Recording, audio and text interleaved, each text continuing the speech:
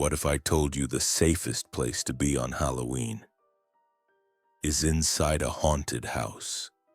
It sounds like madness, a paradox that defies every horror movie trope we've ever seen.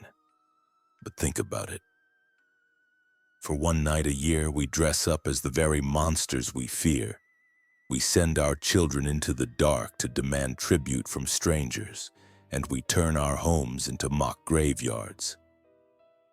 Why do we willingly blur the line between our world and the next? Is it all just a game of harmless fun? Or are we subconsciously participating in a ritual far older and more potent than we dare to imagine? The comfortable story we tell ourselves about Halloween is one of costumes and candy, a modern festival of spooky fun. But this is a comforting lie, a thin veneer painted over a far darker and more mysterious origin. The tradition is an echo of the ancient Celtic festival of Samhain, a night when the veil between the living and the dead was believed to be at its thinnest. It was not a night of celebration but of trepidation, a time when spirits both benevolent and malevolent walked the earth. Food was left out not as a treat, but as an offering, an appeasement. Tonight, we're not just telling ghost stories. We are journeying to 10 specific locations in the United States where that veil isn't just thin on one night a year, it is permanently torn. These aren't theme park attractions built to scare you for 15 minutes. They are real places saturated with tragedy where the dead have seemingly refused to leave. And this Halloween of 2025, their doors are open. We will step across their thresholds to uncover not just who haunts these halls, but why they remain, and what their chilling stories reveal about the true power we invoke every October 31st. 10. The St. Augustine Lighthouse.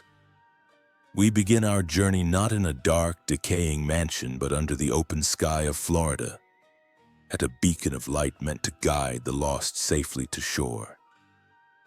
The St. Augustine Lighthouse. But while its lamp saved countless living souls from the sea, it could not save everyone within its own shadow. The original lighthouse, built in the 16th century, was lost to the sea, but its replacement, completed in 1874, stands today. During its construction, the foreman's children were playing on the site. A rail cart they were riding in broke loose, plunging into the bay and trapping them beneath. The two young girls, Eliza and Mary, drowned. Their laughter, however, never truly left. Visitors and staff to this day report the distinct sound of children giggling and running up and down the 219 steps of the tower, even when it's completely empty. The ghost of one of the girls is often seen still wearing the blue dress she died in. But they are not alone.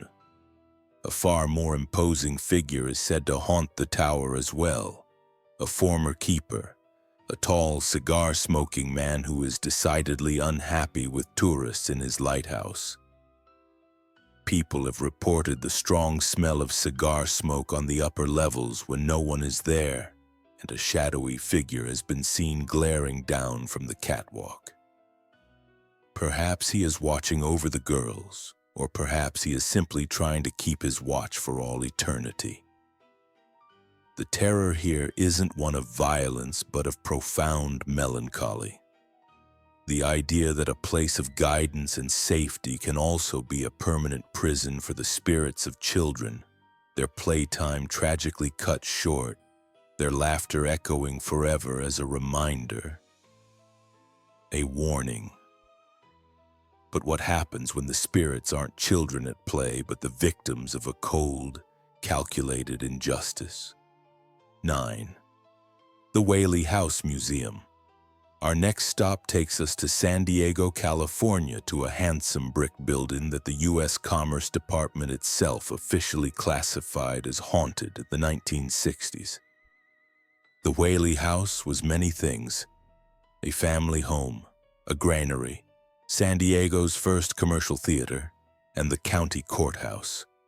But before it was any of those things, it was something else entirely. It was the site of the public gallows.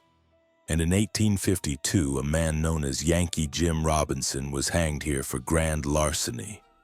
The problem was the gallows were built too short. Instead of a quick death, Yankee Jim slowly strangled for nearly an hour, his boots scraping against the ground as he fought for his life. 5 years later, Thomas Whaley, seemingly unconcerned by the land's grim history, bought the property and built his family home. It wasn't long before the family began hearing the heavy, disembodied footsteps of a man wearing large boots walking through the house. Thomas Whaley himself admitted he believed it was the ghost of Yankee Jim. The hauntings didn't stop there. The Whaleys suffered immense tragedy within the home's walls. Their infant son died of scarlet fever. Their daughter Violet took her own life in the house after a failed marriage. Visitors today report seeing the full-bodied apparition of Thomas Whaley himself, dressed in a frock coat and top hat, standing at the top of the stairs. The scent of his wife Anna's perfume mysteriously fills the air, and in the old courtroom a feeling of immense sadness and dread often overcomes people, while the ghost of Yankee Jim continues his eternal shuffling walk. The house isn't just home to one ghost, but a whole family of them, forever bound to a piece of land that was consecrated by a brutal, drawn-out death. It begs the question, did the initial tragedy of Yankee Jim's execution somehow poison the very soil, cursing all who dared to call it home? Or do some locations simply act as magnets for sorrow? 8. The Stanley Hotel. In the pristine mountain air of Estes Park, Colorado, sits a grand, elegant hotel that has hosted presidents, celebrities, and royalty. The Stanley Hotel. But its most famous guest was a horror writer named Stephen King. A one-night stay in room 217 in the nearly empty hotel inspired him to write The Shining. But the truth of the Stanley is both less and more terrifying than King's fiction. The hotel isn't possessed by an evil, abstract entity. Its ghosts are the people who worked there, lived there, and loved the place so much. They simply never checked out. The hotel was built by Freeland Oscar Stanley, the inventor of the Stanley steamer automobile. After his death, both he and his wife, Flora, are said to have returned. They are often seen in their formal attire, presiding over the lobby as if they were still the hosts. Flora can sometimes be heard playing her piano in the music room, the keys moving on their own, filling the empty hall with a phantom melody. The most active room, however, isn't 217, but room 401, said to be haunted by a mischievous ghost named Lord Dunraven, the man who owned the land before Stanley. He was a notorious womanizer, and female guests often report feeling unseen hands touching their hair or jewelry. But the most chilling phenomena are the sounds. The laughter of children is heard echoing down the fourth-floor hallway, a floor that was once primarily for nannies and their charges. Guests report their luggage being unpacked, lights turning on and off, and doors closing on their own. It's not a violent haunting, but an unnervingly personal one. The spirits here interact with you. They treat the hotel as their home, and you are merely a temporary guest in their world. It's one thing to visit a place where ghosts are replaying a past tragedy. It's another thing entirely to stay in a place where they seem to know you're there and want to make their presence known. 7. The Lizzie Borden House. We now travel to a small, unassuming clapboard house in Fall River, Massachusetts. On a sweltering August morning in 1892, this house became the setting for one of America's most infamous and grisly unsolved crimes. This is the Lizzie Borden House. Lizzie Borden took an axe and gave her mother 40 whacks. When she saw what she had done, she gave her father 41. The nursery rhyme is fiction. The number of blows was less, and it was her stepmother, Abby, who was killed first. But the brutal reality is far more horrifying. Andrew and Abby Borden were found bludgeoned to death in their home, their skulls crushed by a hatchet-like weapon. The primary suspect was Andrew's youngest daughter, Lizzie, a 32-year-old spinster Sunday school teacher. She was tried and, to the shock of the nation, acquitted. No one else was ever charged. The crime remains officially unsolved. Today, the house is a bed and breakfast, and guests can sleep in the very rooms where the bodies were found. They can even sleep in Lizzie's old bedroom. But rest is often hard to come by. People report hearing a woman weeping softly in the middle of the night. Others have heard the disembodied sounds of a maid scrubbing the floor, desperately trying to clean stains that can never be removed. The most terrifying activity is centered in the room where Abby Borden was murdered. Guests have had their bed sheets forcefully pulled off them by an unseen force and have captured photos of a deep indentation in the pillow next to them, as if a spectral head is resting there. Shadow figures are seen darting from room to room. Is it the ghost of Lizzie forever protesting her innocence or reliving her guilt? Or is it the tormented spirits of her parents, Andrew and Abby, forever trapped in the last horrifying moments of their lives? The house itself feels oppressive, heavy with the weight of a secret it has kept for over a century. And some secrets, it seems, refuse to stay buried. 6. Eastern State Penitentiary. Our next location is not a home for a family, but a home for thousands of the damned. A crumbling Gothic fortress in the heart of Philadelphia, Pennsylvania. Eastern State Penitentiary. When it opened in 1829, it was the most famous and expensive prison in the world. A radical new experiment in criminal justice. The theory was called the Pennsylvania system, solitary confinement. Inmates were kept in complete isolation, living in stone cells with only a Bible, forced to reflect on their sins and become penitent. It was supposed to save their souls. Instead, it drove them mad.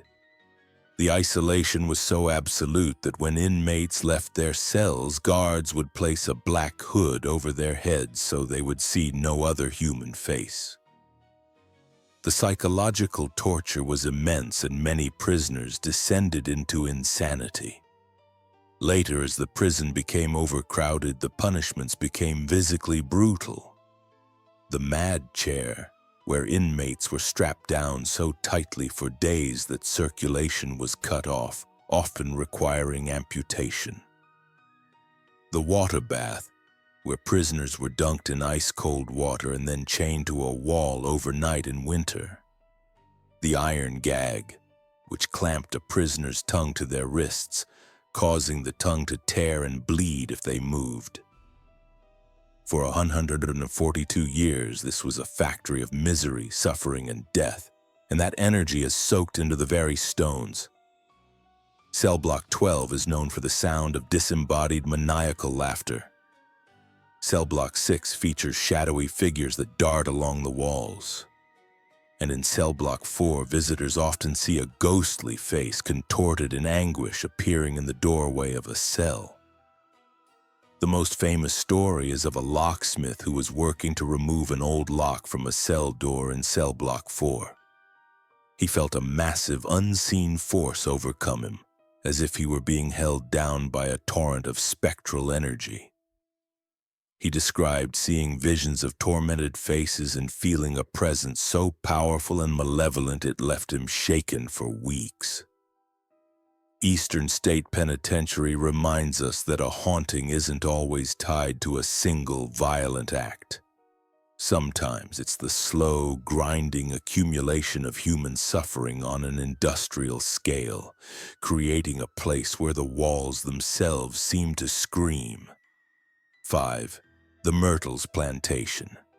Let's journey south into the humid Spanish moss-draped landscape of St. Francisville, Louisiana. Here we find the Myrtles Plantation, a stunning antebellum home that is widely regarded as one of the most haunted places in America. The house is beautiful, but its beauty hides a dark and complex history of slavery, murder, and revenge. While many stories surround the Myrtles, the most famous and chilling is the legend of Chloe. According to the legend, Chloe was an enslaved woman who was punished for eavesdropping on the master of the house, Judge Clark Woodruff. Her ear was cut off, and she wore a green turban to hide the scar. Seeking to win back her master's favor, she concocted a plan. She baked a cake containing a small amount of poison from oleander leaves, intending only to make the family slightly ill so she could nurse them back to health. But she misjudged the dose. The judge's wife, Sarah, and their 2 young daughters ate the cake and died in agony. The other enslaved people, fearing the judge's wrath would fall upon all of them, allegedly dragged Chloe from the house and hanged her from a nearby tree. Her body was then weighted down and thrown into the Mississippi River. Ever since, a figure of a woman in a green turban has been seen wandering the property, her face a mask of eternal sorrow. But the true heart of the haunting lies inside the house. There is a mirror in the main hallway that supposedly holds the trapped spirits of Sarah Woodruff and her children. Handprints of a small child regularly appear on the glass, even moments after it has been cleaned. Guests sleeping in the home have reported being woken up by the ghost of a young girl who appears by their bed, trying to wake them, perhaps to warn them or to play. The Myrtles is a place where layers of tragedy overlap.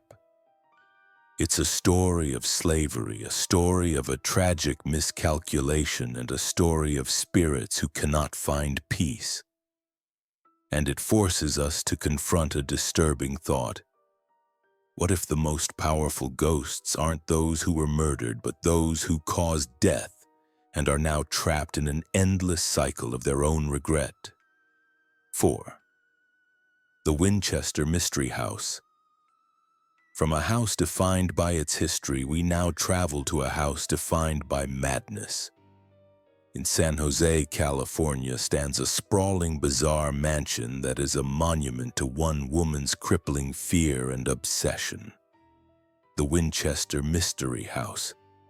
This was the home of Sarah Winchester, the widow of gun magnate William Wirt Winchester. After the death of her infant daughter and then her husband, a grief-stricken Sarah sought the help of a Boston medium. The medium told her that her family was cursed, haunted by the spirits of every person ever killed by a Winchester rifle. The only way to appease these vengeful spirits, the medium claimed, was to move west and build a house for them. A house that must never be finished. As long as construction continued, she would live. The moment it stopped, she would die. Sarah Winchester took this advice to heart. With her vast inheritance, which amounted to a modern equivalent of over $25 million, she began a construction project that would last for 38 years, 24 hours a day, 7 days a week, until the moment of her death. The result is an architectural labyrinth designed to confuse the spirits she believed were hunting her. There are staircases that lead directly into the ceiling, doors that open onto solid walls, or worse, a 2-story drop to the ground below. Secret passageways, a seance room, and countless rooms built and then torn down. The number 13 is incorporated throughout the house. 13 bathrooms, 13 pane windows, 13 steps on staircases. Sarah believed it held mystical power. Workers and visitors today believe the house is a vortex of paranormal energy. They report hearing disembodied whispers and footsteps following them through the winding corridors. A ghostly workman with a dark mustache, nicknamed the Wheelbarrow Ghost, is often seen pushing a phantom wheelbarrow before vanishing. Sarah Winchester's own spirit is said to wander the halls, her presence felt as a sudden cold spot or a feeling of overwhelming sadness. The Winchester Mystery House is terrifying not because of a violent act that happened within its walls, but because the house is the act. It's a physical manifestation of fear, a sprawling, illogical prison built by a woman desperately trying to outrun death itself. 3. The Villisca Axe Murder House. We now travel to the quiet rural plains of Villisca, Iowa, to a simple white house on a peaceful street. But on the morning of June 10, 1912, this house became the site of one of the most horrific and baffling mass murders in American history.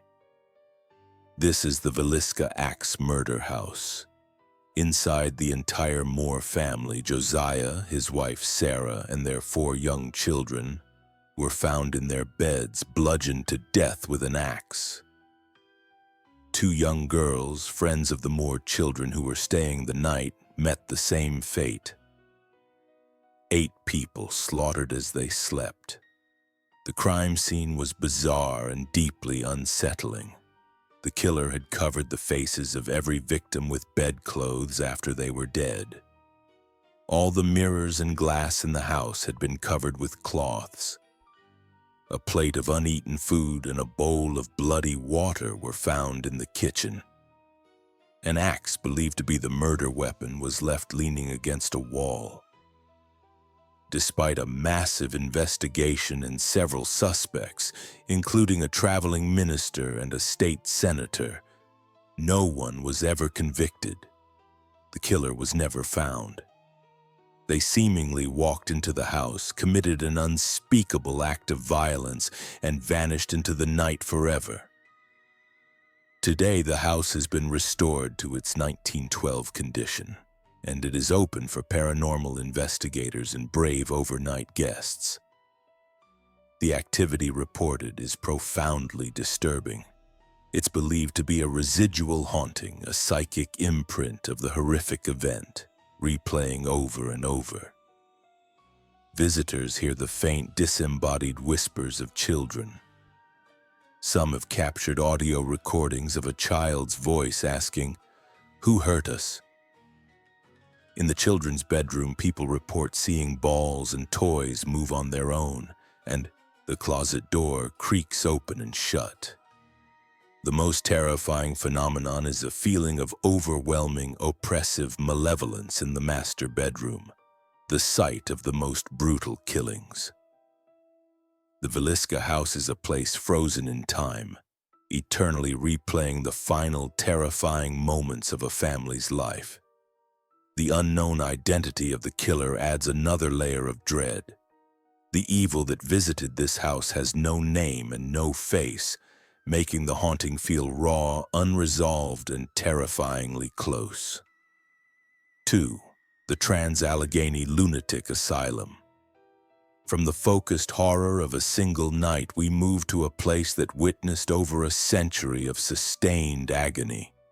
In Weston, West Virginia, stands a colossal hand-cut stone structure that is the largest of its kind in North America.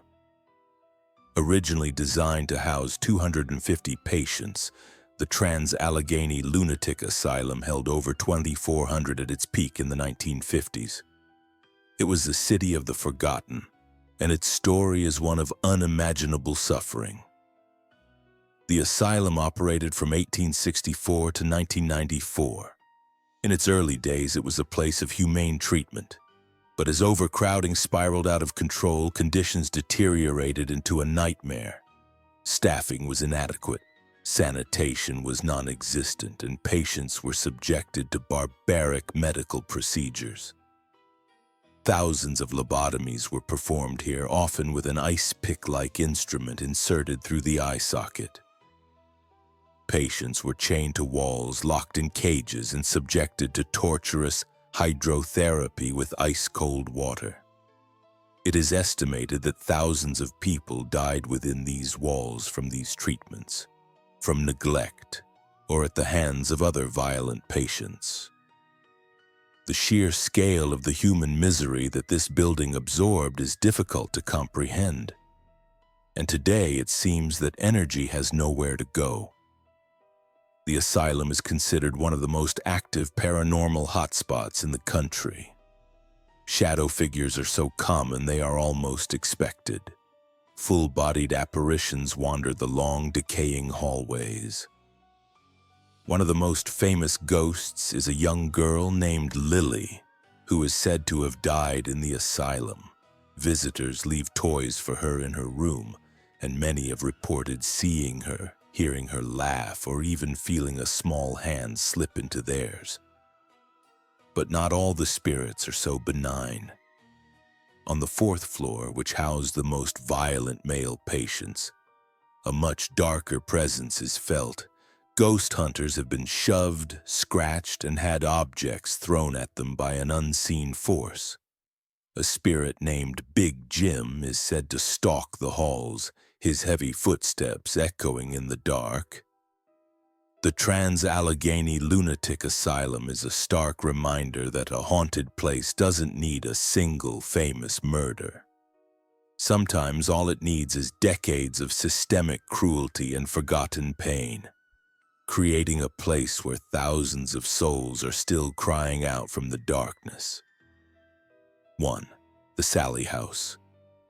We have journeyed through places of tragedy, injustice, and misery. But our final destination is something else entirely. It's a small, unassuming house in Atchison, Kansas, a town already famous for its hauntings. But this house, the Sallie House, is infamous for a haunting that is not residual, not a replay of the past. The entity here is said to be intelligent, interactive, and dangerously malevolent. The story begins in the early 20th century.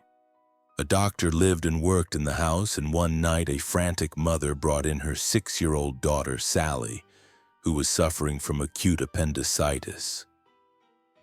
Fearing the appendix would rupture, the doctor began surgery immediately before the anesthesia had fully taken effect.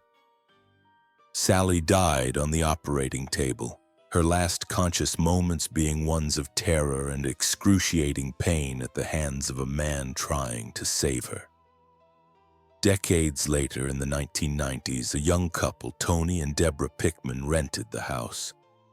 They soon began to experience strange phenomena. Toys in their baby's room would move on their own. They would hear strange noises. At first, they thought it was the friendly ghost of a little girl, who they assumed was Sallie. But things quickly took a dark turn. The activity began to focus on Tony. He would be scratched, shoved, and burned by an unseen force. 3 deep, bloody scratches would appear on his chest and back out of nowhere. Fires would spontaneously erupt in the house. Objects would fly off shelves and walls. The couple documented much of this with photos and videos, capturing flying objects and the vicious scratches on Tony's body. Paranormal investigators came to believe that the spirit of the little girl, Sallie, was indeed present, but that a more powerful, non-human demonic entity was also there, masquerading as the child and feeding off the energy of the haunting. It specifically targeted men, perhaps echoing Sallie's own fear and pain at the hands of the male doctor. The Sallie House represents the ultimate paranormal terror. It's not a memory trapped in a loop. It's a conscious, hostile intelligence that can and will physically harm you. It is a place that fights back, A place where the veil is not just thin, but where something has crossed over and made our world its hunting ground. Conclusion: 10 houses, 10 gateways. We've walked through asylums, murder scenes, and monuments to obsession. On the surface, they are just buildings of wood, brick, and stone. But they are so much more. They are containers of memory. They are scars on the landscape, physical evidence that some events, some emotions, grief, terror, rage, regret, are so powerful they can stain a place forever, leaving an imprint that echoes through time. And what of us? Why are we so drawn to these dark places? Why, especially at Halloween, do we seek out the thrill of being scared? Perhaps our modern traditions, the costumes, the horror movies, the haunted house attractions, are a way to domesticate a primal fear. A way to take the terrifying, incomprehensible abyss of what might lie beyond death and turn it into a seasonal playground. We are trying to control the uncontrollable by making a game of it. But as the stories of these 10 houses show, for some, it is no game. The veil is real, and when it tears, the consequences are eternal. So this Halloween, when you see the jack-o'-lanterns lit and the fake cobwebs strung across your neighbor's door, remember the true ancient meaning of this night. Remember that these rituals began not as a celebration, but as a defense against something very real and very feared. We've spent our evening exploring the most haunted houses in the nation. But maybe the real question isn't what's inside their walls. Maybe it's what we are inviting past our own. When you open your door to the ghosts and goblins of the night, are you truly certain you know who or what is knocking?